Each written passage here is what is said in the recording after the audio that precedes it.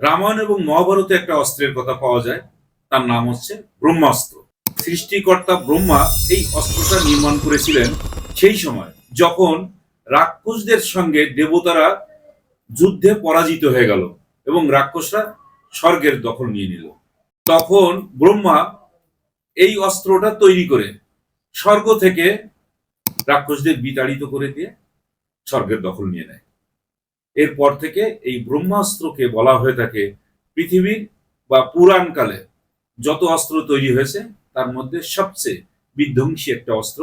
এই অস্ত্রটা ব্যবহার করা হয় সবসময় শেষ মুহূর্তে, যখন দেবতা হোক বা কল্যাণের পথে হোক বা ধর্মের পথে হোক, কোনো কিছু কোনো যুদ্ধে যদি কেউ ব্যবহার করতে চায়, এই তার নামই হচ্ছে ব্রহ্মাস্ত্র। এই ব্রহ্মাস্ত্র ব্যবহার করেছিলেন এক সময় রাজা বিশ্বামিত্র। তিনি মহর্ষি বশিষ্ঠের সঙ্গে যখন যুদ্ধে কোনো অবস্থাতে পারছিলেন না, তখন শেষ অস্ত্র হিসাবে তিনি তার উপরে এই ব্রহ্মাস্ত্র ব্যবহার করেছিলেন।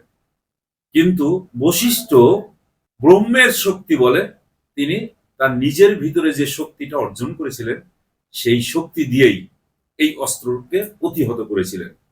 সেই সময় থেকে বলা হয় যে এই মহর্ষি বশিষ্ঠ তার নিজের ভিতর থেকে যে অস্ত্রটা তৈরি করে পৃথিবীতে আরেকজন যে বিশ্বামিত্রকে পরাজিত করলেন, তাতে করে বোঝা যায় যে এই ব্রহ্মাস্ত্র কখনো কখনো এমন ভাবে তৈরি হয়ে যায় সেটা মানুষের মধ্য থেকেই প্রতিরোধ সৃষ্টি করে ফেলে। আমাদের দেশে এখন চলছে উপজেলা নির্বাচন। এই উপজেলা নির্বাচনের আগে হয়ে গেছে একটা জাতীয় নির্বাচন 2024 সালের 7ই জানুয়ারি। এই নির্বাচনটা করার ক্ষেত্রে দেখা গেল শেখ হাসিনা একটা অস্ত্র ব্যবহার করেছে। সেই অস্ত্রের নাম হচ্ছে নিজেদের মধ্যে আমি ডামি, অর্থাৎ ডামি অস্ত্র একটা ব্যবহার করেছেন। এই অস্ত্রকে আমরা অনেকটাই ব্রহ্মাস্ত্র ব্যবহার হিসাবে ধরে নিতে পারি। শেখ হাসিনা 2014 সালে যে অস্ত্রটা ব্যবহার করেছিলেন তার নাম হচ্ছে সুজাতা সিং, মানে ভারতীয় অস্ত্র হোক আর যাই হোক, এটাকে বলা হয় সুজাতা অস্ত্র। প্রাথমিক একটা অস্ত্রের মধ্য দিয়ে তিনি একেবারে বিনা ভোটে নির্বাচিত হয়ে গেলেন এবং ভোট শেষ হওয়ার আগে যারা বিনা প্রতিদ্বন্দ্বিতায় নির্বাচিত হয়েছিল, যে 154 জন ক্যান্ডিডেট, তাদেরকে নিয়ে তিনি সরকার গঠন করে ফেললেন। এই অস্ত্র পরবর্তীতে আর ব্যবহৃত হলো না, কেননা এই অস্ত্রের কাজ শেষ হয়ে গেল। দ্বিতীয় অস্ত্র তিনি ব্যবহার করলেন 2018 সালে। সেই সময় যে অস্ত্রটা তিনি ব্যবহার করলেন সেই অস্ত্রের নাম হচ্ছে নিশিরাতের ভোট, অর্থাৎ নিশিরাতের অস্ত্র, গোপন অস্ত্র তিনি এই ব্যবহার করলেন। সেই অস্ত্রটাও ভূতা হয়ে গেল। সর্বশেষ তিনি যে অস্ত্রটা ব্যবহার করলেন এটা হচ্ছে ব্রহ্মাস্ত্র। এই অস্ত্রে ব্যবহার করার ফলে দেখা গেল যে তার প্রতিপক্ষ বিরোধী দল এই অস্ত্রের বিরুদ্ধে একেবারে শান্তিপূর্ণভাবে একটি ডাক দিলেন, সেটা হলো এই নির্বাচন বর্জন করা। আর এই নির্বাচন বর্জন করার মধ্য দিয়ে দেখা গেল জনগণ একেবারেই চলে গেল বিরোধী দলের সঙ্গে। তারা এই ভোট বর্জনকে একেবারে দেখা যাচ্ছে যে পবিত্র দায়িত্ব হিসাবে নিয়ে নিছে। তারা এই ভোট বর্জনকে গ্রহণ করলো এবং এই গ্রহণ করার মধ্য দিয়ে এই যে নির্বাচনের প্রতি মানুষের অনীহা, আগ্রহীনতা, এগুলো সব চলে আসছে।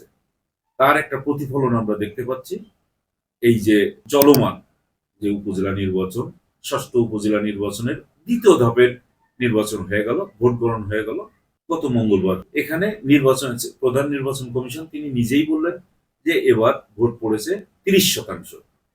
এর আগে প্রথম ধাপের নির্বাচন সম্পর্কে তিনি বলেছিলেন যে 30 থেকে 40% ভোট পড়েছে, অর্থাৎ ভোটের হার যে কমতেই আছে সেটার একটা প্রমাণ তিনি দেখালেন। যে এর কারণ হিসেবে তিনি দেখালেন ধান কাটা আছে, বৈরী আবহাওয়া আছে, অনেক কিছু আছে যে কারণে লোকজন ভোট দিতে আসছে না। তাহলে এবার কি? এবার কিন্তু কোনো কারণই দেখাতে পারলেন না। তিনি একটা কারণের কথা বললেন যে একটা বড় রাজনৈতিক দল এই নির্বাচন ভোট বর্জন করার ডাক দেওয়ার কারণে জনগণ এখানে আসছে না। প্রধান নির্বাচন কমিশনার একজন এই নির্বাচন পরিচালনা করছেন, আর এই নির্বাচন কমিশন একদম আওয়ামী লীগের ভাষায় এটা নাকি একটা স্বাধীন সত্তা হিসাবে কাজ করছে। তো স্বাধীন সত্তা হিসেবে যদি কাজ করে তাহলে তার মিথ্যা কথা বলার দরকার নেই। যে কথাগুলো তিনি আগে বলে আসছেন, জাতীয় নির্বাচনের সময় তিনি বলে আসছেন যে বিকাল ৩টা পর্যন্ত দেখালেন যে ২৮% ভোট পড়েছে, ১ ঘন্টা পরে বলে দিলেন তিনি ৪০% ভোট পড়েছে। আর তিনি ৪০% ভোট পড়েছে বলে যখনই বলে দিলেন, আওয়ামী লীগের একেবারে সঙ্গে সঙ্গে রা কেটে বলা শুরু করে দিল যে ৪২% ভোট পড়েছে। তার মানে উৎসবমুখর ভোট হয়েছে, একজনও মারা যায়নি, কেউ সহিংসতা হয় নাই, উৎসবমুখর পরিবেশে জনগণ ভোট দিয়েছে, অতএব এই ভোট গ্রহণযোগ্য বলে দিল। কিন্তু ভোট গ্রহণযোগ্য হতে গেলে অনেকগুলো ফ্যাক্টর কাজ করে। এই প্রধান নির্বাচন কমিশনার কিন্তু আগে থেকেই বলে আসছেন, যেহেতু একটা বড় রাজনৈতিক দল এখন নির্বাচন বর্জন করেছে, সেক্ষেত্রে নির্বাচন যে কতটুকু গ্রহণযোগ্য হবে এটা বলা যায় না। বলা যায় না এই কারণে যে এই নির্বাচনে ভোট দিচ্ছে কারা। তিনি ৪২% বলেছেন, এটা ঠিকই, কিন্তু মাঠের চিত্র কি ছিল? ৫% লোক ভোট দেয় নাই। আমরা একেবারে আদর্শ হিসেবে ধরি শ্রী রাধা দত্তের হিসাবটা, যে ১০% মানুষও ভোট দিতে যায় নাই। তো সেটাকেই যদি আদর্শ হিসেবে ধরি, তাহলে ১০% মানুষ ভোট দিয়েছে, আর ৯০% মানুষ ভোট বর্জন করেছে, ভোট দিতে যায় নাই। এটা কি কোনো অবস্থাতে গ্রহণযোগ্য নির্বাচন বলা যাবে? এটা কি কোনো অবস্থাতেই উৎসবমুখর পরিবেশে ভোট হয়েছে এটা বলা যাবে? নিশ্চয়ই না। তারপরে গ্রহণযোগ্য বলতে কাকে বোঝায়? শেখ হাসিনার কাছে গ্রহণযোগ্য একরকম, জনগণের কাছে গ্রহণযোগ্য আর একরকম। ওনার ১০% ভোটেই ওনার গ্রহণযোগ্য হচ্ছে, তার মানে ওনার মসনদটা ঠিক রাখলেই গ্রহণযোগ্য।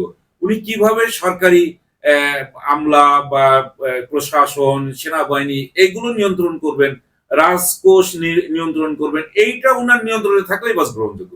এর বাইরে তো আর কিছু নাই। এই দেশটা যে এখন লুটে পেটে তিনি শেষ করে দিয়েছেন, এই দিকে কিন্তু কোনো খেয়াল নেই। মানুষকে দেখাইতে হয় যে নির্বাচন একটা হয়েছে, এই নির্বাচন গ্রহণযোগ্য দেখানো হয়েছে। সারা পৃথিবীর লোকজন কিন্তু কোনো অবস্থাতেই বাংলাদেশের ৭ই জানুয়ারির নির্বাচন গ্রহণযোগ্য হয়েছে এই কথা বলে নাই, অংশগ্রহণমূলক হয়েছে এ কথাও বলে নাই, পার্টিসিপেটরি বা কোনো কিছুতেই তারা এটাকে গ্রহণযোগ্য বা স্ট্যান্ডার্ড মনে করে নাই। আর এই কারণেই আওয়ামী লীগের যত মন্ত্রী, প্রতিমন্ত্রী, নেতা, পাতি নেতা যাই আছে না কেন, তারা এই নির্বাচনের কথা বললেই কিন্তু তাদের চান্দি গরম হয়ে যায়। শেষ করব উপজেলা নির্বাচনের একটা তথ্য দিয়ে, যে ২০০৯ সালে ইলেকশন যেটা হয়েছিল উপজেলা নির্বাচন, সেই নির্বাচনে দেখা গেল ৬৮% ভোট পড়েছে। কারণ সেই সময় বিএনপি এবং আওয়ামী লীগ উভয়ই অংশগ্রহণ করেছিল।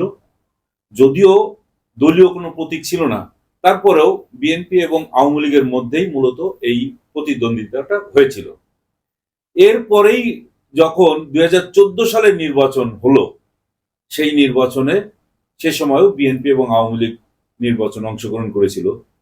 জাতীয় নির্বাচন বিএনপি বর্জন করেছিল, কারণ ওই সময় তত্ত্বাবধায়ক সরকার বিলটা বাতিল করার কারণে প্রতিবাদে ওই নির্বাচন বর্জন করেছিল বিএনপি।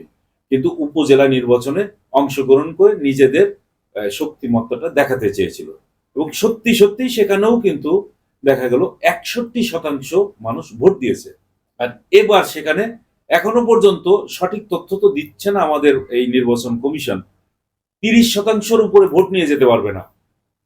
আর বিভিন্ন তথ্যপত্র থেকে যেটা দেখা যায়, ভোট কেন্দ্রের চিত্র, তাতে দেখা যায় কোন অবস্থাতে ২০% উপরে ভোটার টার্নআউট হবে না। তাহলে এইরকম যখন অবস্থা, জনগণ তো ভোটদানে একেবারে বিমুখ হয়ে গেছে। এইটা বিএনপির অব্যাহত আন্দোলনের জন্য আজকে জনগণ বিএনপির পিছনে এসে দাঁড়িয়েছে। আর আওয়ামী লীগের প্রধান শেখ হাসিনা নির্বাচনটাকে এমন খেলনার পর্যায়ে নিয়ে গেছেন যে তাকে ক্ষমতায় থাকতে হবে এইরকম একটা জায়গায় নিয়ে যাওয়ার কারণে জনগণ বিমুখ হয়ে পড়েছে। জনগণ থেকে বিচ্ছিন্ন হয়ে যাচ্ছে সরকার, আর জনগণের ক্ষমতায় শক্তিতে বলিয়ান হয়ে যাচ্ছে কিন্তু বিরোধী দল। এইরকম একটা অবস্থায় এসে গেছে যে বিরোধী দল এখন সেই, আমি আগেই যেটা বলতে চাচ্ছিলাম, যে ব্রহ্মাস্ত্রের শক্তিতে এখন কিন্তু বিরোধী দল বলিয়ান হয়ে আছে। যে কোনো মুহূর্তে যদি আন্দোলন সংগ্রাম হয়ে যায়, তাহলে দেখা যাবে এই সরকার টিকতে পারবে না।